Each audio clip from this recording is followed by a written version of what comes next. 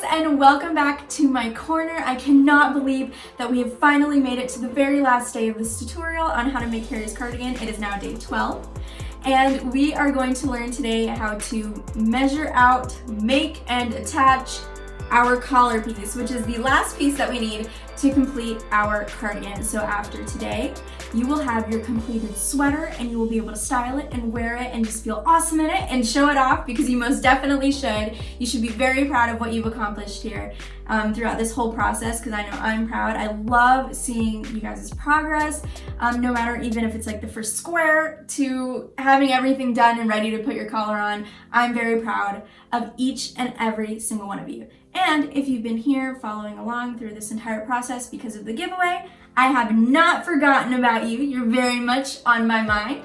Of course, after I finish the sweater, I will be giving it away. So all the rules on how to enter the giveaway and everything will come soon. So I've not forgotten, it is happening, so get excited.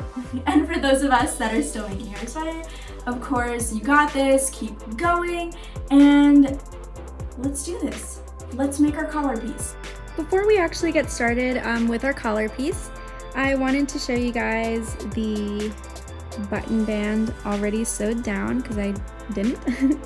So this is the one with the buttonholes, of course, just like the other one. It is sewn on the outside of our panel here. Just so I can show you guys here, it's sewn on the outside. So it's sewn on top of our first panel there. And of course, it's always super fun to put the buttons in and see our finished product and see that it fits and that it looks awesome. And now we're ready to start our collar piece. Okay, so I turned around the sweater and zoomed in a whole lot more just so you can see what I'm doing. So basically what we're gonna need today is a measuring tape or a ruler or whatever it is that you've been using to measure. Pull it out, because we're gonna need it. And I've got my measuring tape here, if it'll like to untangle for me. So just regular measuring tape. And the rest of it just fell to the floor, but that's okay. So what we're gonna do is we're going to measure the neck hole so we can get the width of our collar. So I noticed in pictures when I was looking at it, there's only like a few pictures of the sweater actually kind of open where you can actually kind of see. And I noticed it on one of Harry's pictures actually, because he had the sweater open, that the red part comes in about 1/2 inch to the blue on both sides. So the collar will start here and obviously wrap around. So we're gonna start stitching from there, or start measuring from there, not stitching. So, got my measuring. So we're gonna start about 1/2 inch into the blue, and we're going to measure to our shoulder seam, and I get 5. So when I put it down and it's 1/2 inch here, when I get to the other side, to get to that shoulder seam where it ends, I get 5 inches. Now the other side should be exactly the same, obviously, because these are just replicas of each other. So, but I'm just gonna measure it just to make sure. So I'm gonna take my 5 inches here, and let's see if I can, oh, here we go. Take my 5 inches, and when I start at the shoulder seam and I come all the way in, I get 5. So now I have 5, that's 10, because we're gonna be adding these numbers together. To get the final number to add so we can get our total width of our collar, we're going to measure from this seam, so from this shoulder seam where it's connected, to this seam. I'm going to measure that to get my final number.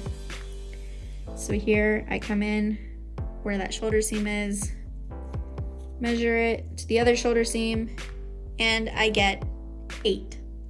So that's 5 plus 5 is 8, that's 18. So now I know that the total width of my collar will be 18. if I can get that in the full frame. Anyway, that'll be if I were to see the piece stretched out, obviously, which I will when I'm knitting it, it'll be 18 in width. Now, to get the length. So to get the length of where we want our collar, because once it's folded over, where we want it to hit, I noticed that on the pictures of the models and even on Harry, that it ends somewhere around here. This is where you can kind of play along with things. And if you want your collar to be longer, obviously you make it so it hits like somewhere over here. You know, just depending if you want it shorter, you obviously make it hit closer to your neck hole. So what you're gonna do to get that number is, and I always leave about 1/2 inch for sewing purposes, because when you obviously stitch something down, part of it is going to be stitched in. So then we don't want it to be shorter than we want it. So we want it to be the length that we would like. So I would like it 8, so I always leave like 1/2 inch, and I start measuring diagonally. So it's about here, if I leave that 1/2 inch, if I can get it. So I want it to hit about here, so it's 8.5. Because remember, our red collar starts in here. Starts like 1/2 inch in. So if I want it to hit right there, which is where I want it to hit, it's 8.5. So if you remember back in the very, very beginning, when I told you guys to cut out your squares in paper, you're going to do the same thing, except this time it's going to be a much bigger square. Obviously it'll be a rectangle because here I have my 18 inches. That's the width of my sweater, which is what this measures, or from here to here. And then I have my 8.5, which is how long my collar is gonna be, which is what I measured from here to about here. So I have that cut out. So now that I have my template, once I cast on my stitches, then I just simply knit until I fill this square. Now, if you're not much of a paper template person and you prefer to actually measure it out with a ruler, then you just would, you would cast on the number of stitches and then obviously measure. And when you say, oh, I've reached the length that I want, you cast off. So I like to have this just because once I fill it up, I know, oh, I can cast off now, and we're good. Just a friendly reminder for when you actually start to cast on your stitches, just like in your squares that you made in your panels, you cast on the number of stitches until you have the width of your template. As always, if you have any questions, feel free to reach out to me on any social media. Don't forget to like this video and subscribe to keep up. And remember to always treat people with kindness.